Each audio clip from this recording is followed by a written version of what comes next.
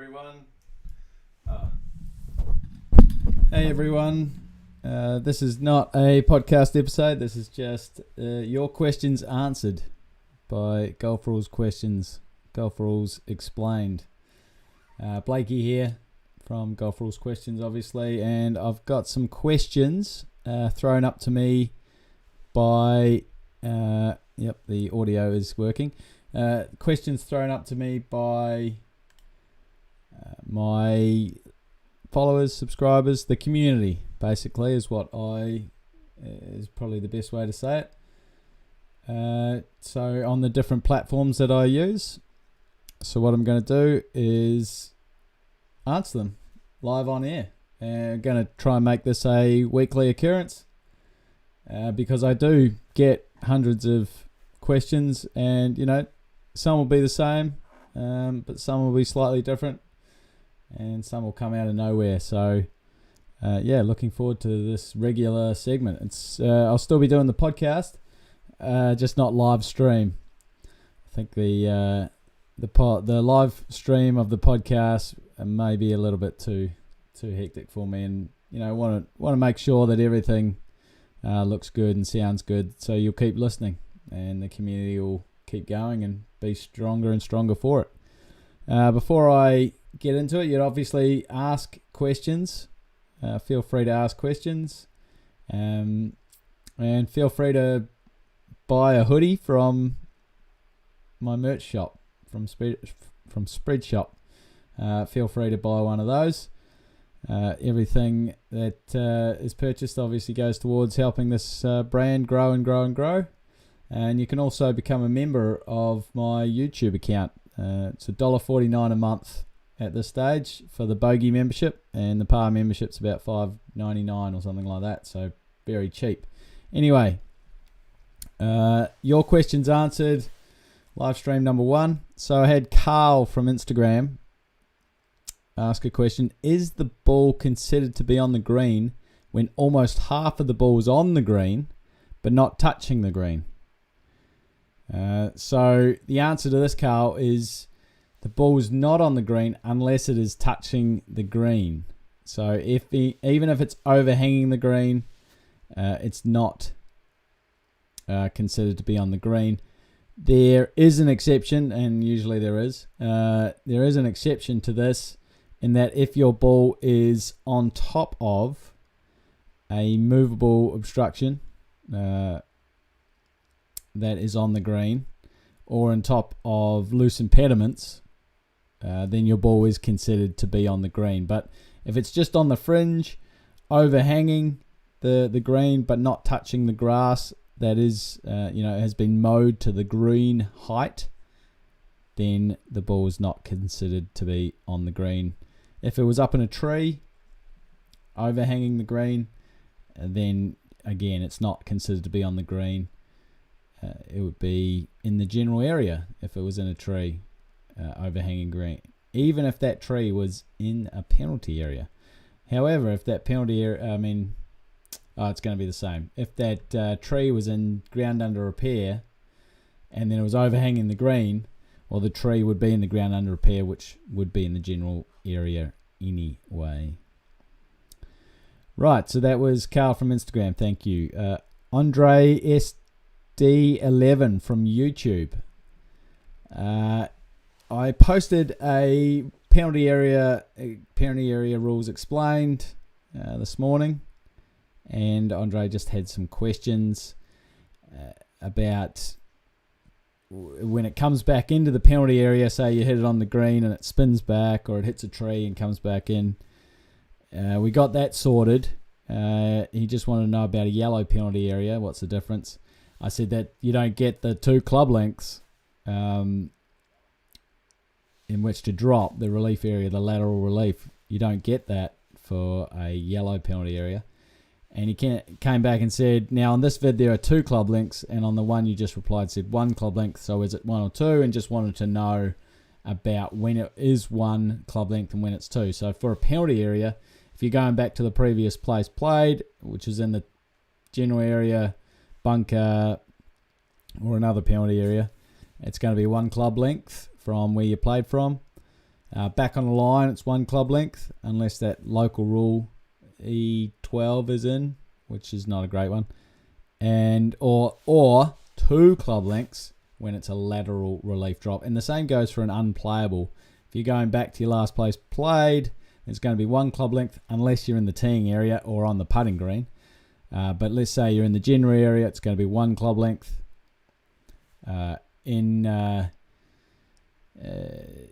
Back on the line, it's going to be 1 club length again, unless you've got that E12. Or it's going to be 2 club lengths if you're taking lateral relief for an unplayable. So thank you, Andre, and keep asking questions. Now, Lauren sent an email. Do you have to write your scores down on a scorecard in match play and hand it in to the committee? No, Lauren. You do not have to write your scores down on a scorecard, and you don't have to hand it in to the committee. So two answers there. A, the committee aren't interested in a scorecard. They're only interested in the result of the match. And B, if you want to keep a scorecard, go for it. But there is no requirement that you keep a scorecard. Now, I know some jurisdictions do say that you can be handicapped for a match play score, which does seem a bit ridiculous. The principle behind it is that some people because some jurisdictions play a lot of match play or handicap match play, especially handicap pennant, and people were going out and practicing, not handing in cards, and then they'd go and win their match 7-6 or 8-7. And so they dictated that, well, you now must hand in a match play score, your match play card for your handicap, to adjust your handicap, to try and stop, burglars out there, or sandbaggers as they're called in the US. So, Lauren, no, you don't have to use a scorecard in match play unless that jurisdiction wants you to hand in a score. Kerry from Facebook. A player makes a stroke and outflies 2 golf balls. Is there a penalty for hitting a wrong ball? Well, Kerry, an interesting question you've asked here. Firstly, we need to make an assumption that one of the balls is the player's ball, and if so, then there is no penalty for hitting a wrong ball, because they've made a stroke at their ball, and they've hit their ball, and so they haven't hit a wrong ball. They've hit another ball, and whether that ball is in play and belongs to someone else, or it's an abandoned ball, there's going to be a different process in how to get that ball back onto that spot, or just throw it away, whatever, or just leave it alone. If it is another person's ball, then they'll have to replace it and go through the altered lie situation.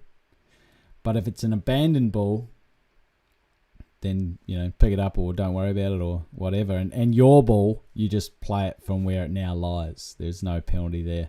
If they were both a wrong ball, if they were both not your balls, then you would get a penalty of wrong ball. You wouldn't get 2 penalties for hitting 2 wrong balls. It's just 1 stroke. You'd get a penalty for hitting a wrong ball, and then you'd have to go and find your ball, or take a lost ball and go and play from your previous place played, where you last hit your correct ball. So, good question though, Kerry. I've actually got there's a couple of situations on Instagram and Facebook where I've posted this. There's another situation with Phil Mickelson on YouTube. Phil Mickelson actually tries to hit his ball, and another ball pops out from the rough or wherever he was trying to hit from. So, good example there by Phil. And then I've got one here from Ani from Ghana. He sent through a voice message on Facebook, which I'll read out. He was 99% virtually certain, or I'll do it in first person. I was 99% virtually certain that I hit my ball out of bounds. 99% virtually certain. So I hit another ball off the tee, but announced that it is a provisional ball before I hit it. I walked down to the fairway and found my original ball. A group on another hole then tell me that they saw a security guard throw the ball back inbounds. This security guard knows nothing about golf. I continued by playing both my original ball and my provisional ball, but what is the ruling? Well, the ruling is based on the facts, and the facts are that a group told you that they saw a security guard throw the ball back in bounds. So they're talking about your ball, plus the fact that you were 99% virtually certain that you hit it out of bounds. You called it a provisional, which is you're more than entitled to do, but the other ball, the original ball, was out of bounds as through the facts that you've found out. So you've continued playing both the original ball and the provisional ball, which is fine in stroke play under Rule 20 point. OBS has reconnected. That's great. 20.1C3. That's it. Playing two balls when uncertain what to do.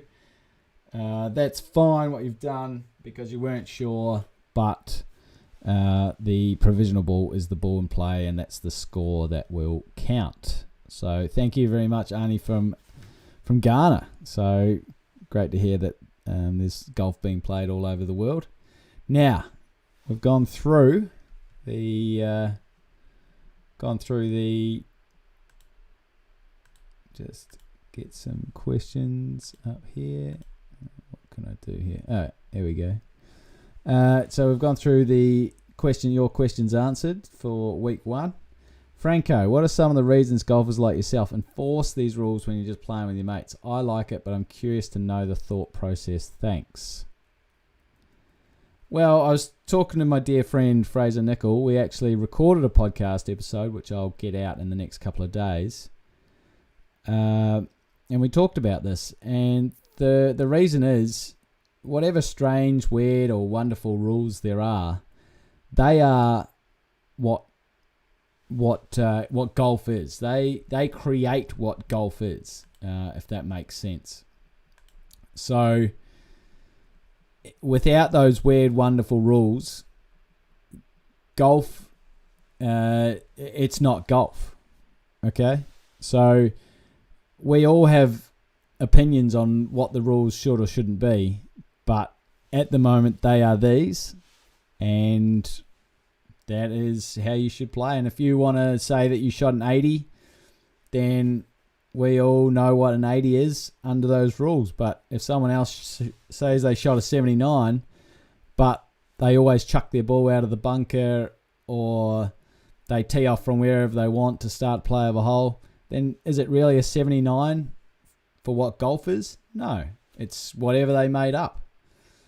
So Franco, great question. I get it all the time. People are able to go out there and start a version of golf to just get into the game. Great. There's nothing wrong with playing social golf, playing with your friends, having a bet and you've got your own rules. That's fine. Do whatever you want. But if you want to officially play golf, then these are the sets of rules that you have to play by for it to be deemed golf. So yeah, awesome question there, Franco. James T, howdy, question. A friend of mine hits his drive solid, but due to strong wind, it went through to another fairway. However, we couldn't find his ball after searching. We believe it was stolen by the group in front. What is the option here? Stableford game. James, you need to be at least 95% virtually certain. It needs to be known, or at least 95% virtually certain, that your ball has been taken, or your friend's ball has been taken by an outside influence. So another person, an animal, a mode of transport, a vehicle, that kind of thing. That's what an outside influence is. So if you're not virtually certain, it's most likely. This happens a lot with crows.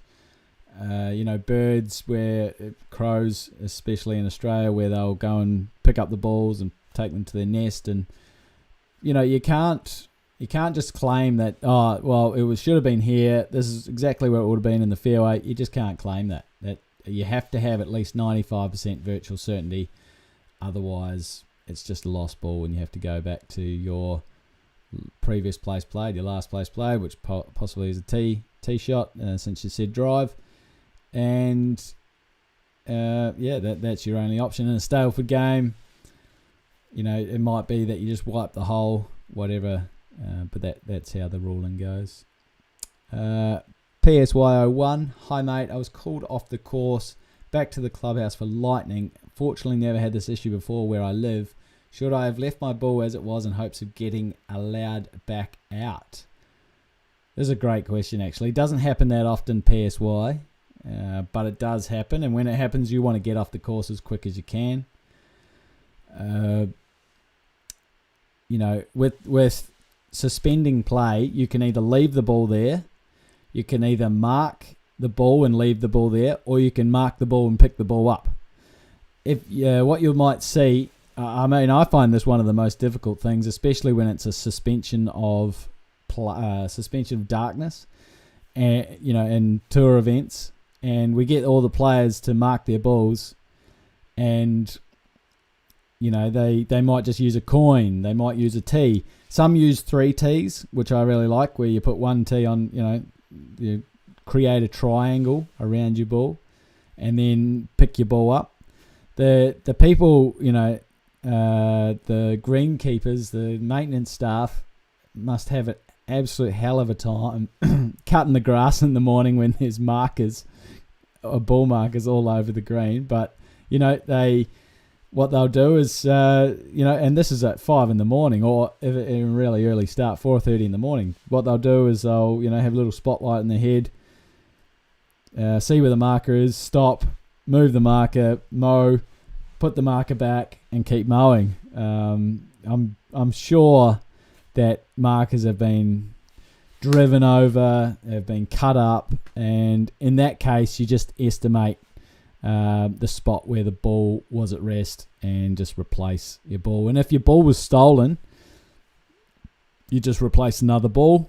And it's one of it's not a strange rule, because this does happen in free relief under Rule 16.1, but it's an interesting situation in that if you come back out there and actually just want to change your ball for any reason, PSY, you can just change your ball. It hasn't been stolen, it's not cut or cracked. Because you're resuming play, you can actually replace your ball.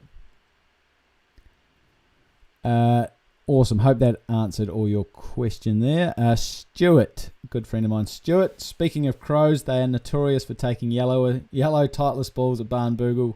Only yellow Titleist. We saw several taken in May. Always yellow balls, crazy. So, everyone, public service announcement, if you are going to play Barnbougle, do not use yellow Titleist balls. Do not use yellow Titleist balls. I'm sure... any kind of yellow ball, so just stick to the white ones. I'm not sure about orange ones. Stuart, you might be able to give me some info on that. Crembley Q, a player decides to putt from off the green and in doing so hits another player's ball on the green.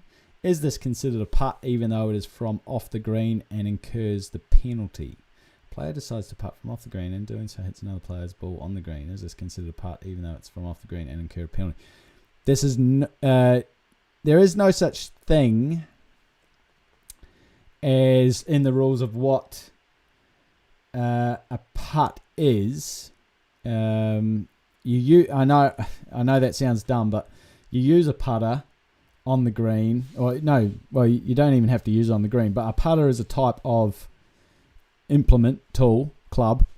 So most of the time when you're using that club, it's called putting, or you're making a putt, right? But that could be on or off the green.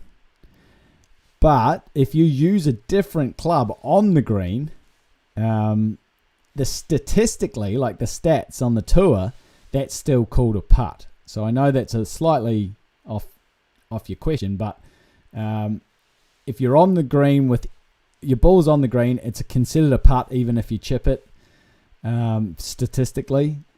But doesn't matter where you are, if you use the putter, that is also what we would consider a putt, even if you're off the green. But statistically, it's not considered a putt unless you're on the green, whatever club you use. Anyway, your second question, no, you don't incur a penalty if you make a stroke at your ball off the green and it hits a ball on the green. There's no penalty under 11.1a, but there's potentially a penalty under 15.3 A or B? 15.3a or b, the helping, and that's only if there was an agreement, and that agreement could be tacitly, only if there was an agreement. So that's 15.3a, ball on putting green helping play. There would only be a penalty if there was an agreement. I hope that answers your question, Crembley. Q. Franco back again. How often do the rules of golf get adjusted or added to? Great question. We had a massive change in 2019, 1 January 2019, which was the biggest change since 1984, where the whole book was turned upside down. The language was slightly modified and went from 34 rules down to 24. But that was a 5-year wait since the previous adjustment. But the adjustment in 2014 was minuscule compared to 2019. But they get changed every 4 years. Every 4 years. So 2019. So the next big change will be 2023. Obviously, if with the digital age, if some rules need some more clarification, and that's what they're called clarifications. If they need some more clarification or slight tweaking, they release clarifications every 3 months. In 2019 and 2018 even, 2018, 2019 and 2020 we saw a lot of clarifications. We haven't seen so many clarifications in the last 6-9 months. But yeah, Franco every 4 years. So 2023 there'll be another release. And Stuart, whilst the player has full discretion when conceding strokes to the opponent in match play, I am interested in your thoughts as to a suitable distance for concession. Does it change closer to end of match? Right, so we saw, you might have seen Bryson DeChambeau lay his putter down and sort of have a bit of a gripe. Have a bit of a gripe about the length of putt that the Europeans made him putt, Victor Hovland and whoever was on the first hole. You know, if I saw a player do that, you know, he's trying to get the crowd welled up. They love it, all that kind of thing. But if I saw a player doing that, I wouldn't give him anything from there on. I would absolutely get under his skin. I wouldn't care, you know, if he had a 1-inch putt, I would still make him putt it, because, you know, he obviously is trying to make a point, and I'll just make a point. Hey, if it's so short and you think you can make it, just make it, mate. So this is the awesome thing about match play, Stuart, in that, you know, you have that power to concede a stroke, a hole, a match. And you're the one that has that power. It's not up to the opponent. They can look at you, give you death stares, but you know the awesome thing about match play is it's gamesmanship. If they are, you know, really stressed over a 1-footer, as if you're going to give it to them. You know, I know that there, you know, and you alluded to it. There are some people that will give you putts, you know. For the first 9 holes, I'll give you everything under 6 foot, everything, and then after, you know, 9 holes, you have to make everything, and so you haven't really practiced, and you don't know how you feel, and now it's starting to get really nervous and all that kind of thing. I've never been one for that kind of thing, but you know, I'll see what the situation is as to whether I'm going to give the 1 foot, the 2 foot putts. You know, I tried to get under the skin of one of my friends when we were playing match play in a competition. It didn't work. He pantsed me 5 and 4 or whatever. I was just trying something because I knew that he was going to be better than me. Right, James T. Woods, Brooks right in the Ryder Cup. Lots of opinions there. I posted this one, and then the PGA of America took it down, which they're entitled to do. It's their content, so I chopped it down and put it up with the second referee, which is totally, which they were happy about. They monetize it, not me, and they were happy that I did. That they were happy for me having chopped out some part of it. So, but for me, it was important because I got the better part of the. I felt the better part, the second part with Mark Litton. Although, David Price is an amazing referee, but, the second referee coming in, the first referee stands off. There's no conversation there. It's all about the second referee just learning about what the situation is, and he knows why he's there. So he knows why he's there. So he knows that the first referee didn't give Brooks relief because it's obviously still in the grass. It's not like the referee gives Brooks relief and then Brooks goes, no, I want a second opinion. I don't want relief. Now, was he correct? As you said, lots of opinions. My opinion, and I wasn't even there, I'm only going off the video, was the referees got it right. Yes, he did touch the grass, where they were pointing, but we don't actually know and can't see how far down the immovable obstruction is. And I would say that if it was on the surface level, they would have given it. They could see that he was going to make this downward strike, but it must have been, 3-4 inches down into the ground and, in a spot that the player wouldn't have had interference no matter how hard he tried. So I think they got it right, but, there's awesome opinions. I mean, the other video that I posted, James, about the Solheim Cup, the rule is 13.1. Everyone knows that. It's great. Fantastic. Now it just comes down to whose opinion matters. Was it overhanging and was it not? And that was the vote, Do you think it's overhanging or do you think it's not? The ruling was made. The referee, who was a signed referee, thought it was overhanging. So, yeah, she ruled in favour of the Americans. We still know what the rule is, and then it just comes down to the opinion. Franco signed up as a PAR member. Fantastic. Thank you, buddy. Love that. Can you name some of your favourite players over the years that truly understand the game and rules of golf? Oh, Jordan Spieth. He's very good at the rules of golf. You can tell that he's done a little bit of studying. He's, they always get them wrong, or a few get wrong every now and then. Nothing, I get them wrong. So, in those heated situations, I can understand that. But, Jordan Spieth certainly looks to know his stuff. They say Tiger Woods is pretty good.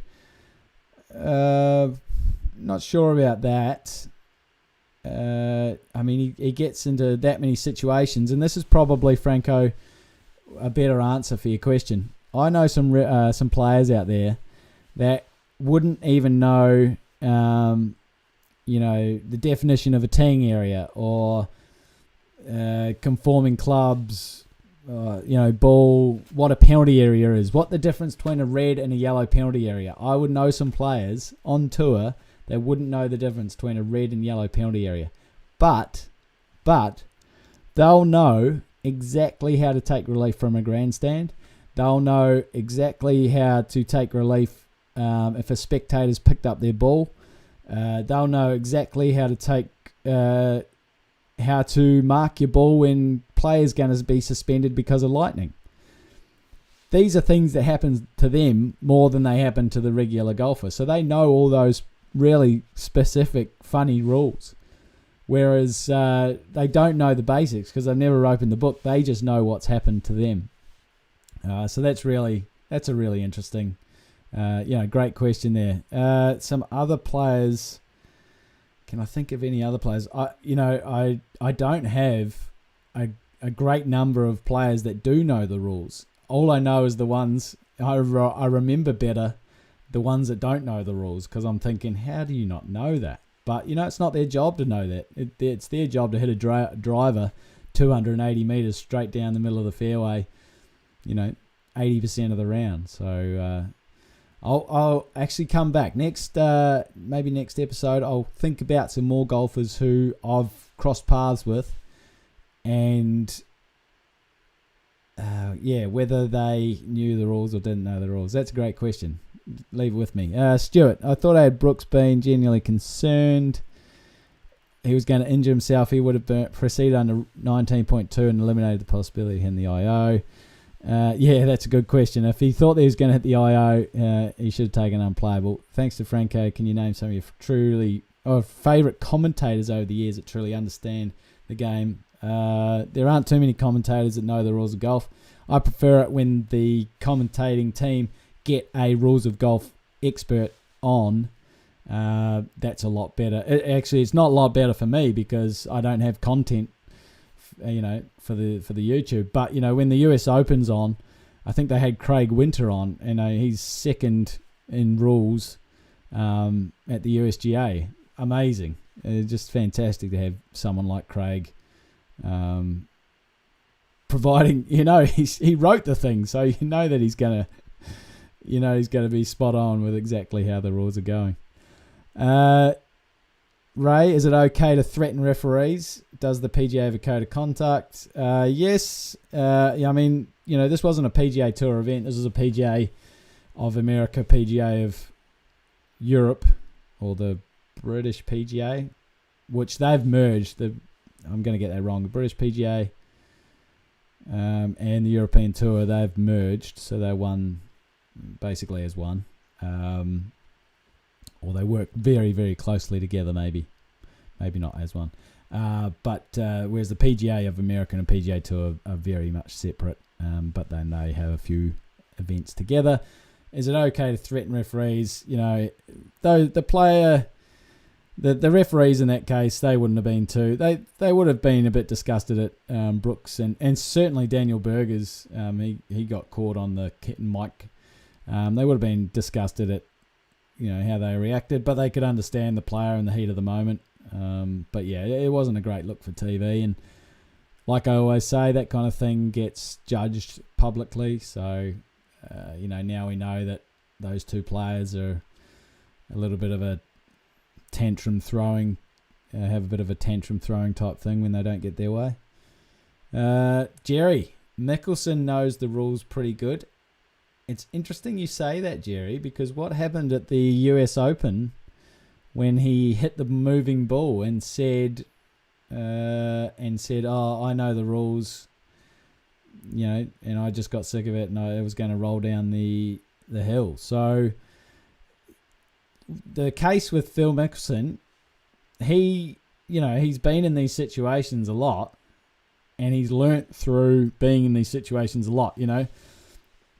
What does he know a lot of? He knows when someone picks up, a spectator picks up his ball, what to do. He knows when the ball's on cables, what to do. Again, behind the grandstand, the guys, when they're behind the grandstand, they're either looking for a dropping zone, or they're just going to the other side of the grandstand. They know they've been in that situation many, many times. I mean, this is the thing which is a bit terrible. Like, it's not great, but some of these players will aim for the grandstands knowing that they can get free relief. They'll just hit one behind a grandstand and they can get out from go in front of it, or they hit it in the grandstand, whatever. Fly it over the green, use it as a backboard. We saw that at the the LPGA, the ANA Inspirational. I can't remember what its new name is now. I think that. Anyway, we saw that last year with that stupid wall, where the players were just hitting into the wall as a backboard. But there's some interesting players out there. Patrick Reed, Patrick Reed probably knows the rules very well. Patrick Reed, does he play by them? No, he doesn't. But so he probably knows them just as well as anyone. It's like a defense lawyer.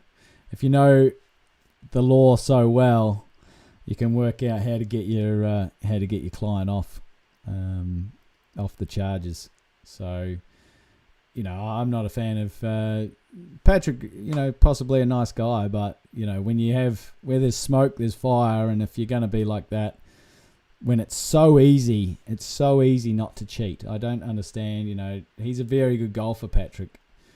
I just don't understand why you have to be that close to, on the border of playing by the rules. Just play by the rules. It's very easy. Right, I don't have any more comments, questions. That went for 35 minutes, which was fantastic. And I think this format, I like this format. I think this format is a lot better than doing the live podcast. So it might not, this time slot might not work for everyone, but I really appreciate those people that turned up. It's probably better for the Australians, and we've got some time changes coming up this weekend. Australia heads into daylight savings time, so it'll be 9 p.m. here this time next week. So that might mean, Jerry, you have to get up even earlier to see me. But I will maybe I'll do a morning show or something like that, Saturday morning or something like that, to get all my what do you call it, UTC time zone, Western time zone, something like that, Western Pacific. But thank you everyone for joining, and Franco, thanks for becoming a member. Absolutely love that. Appreciate everyone joining in. That was really good chat. So looking forward to doing it again soon. And remember, without rules, there's chaos.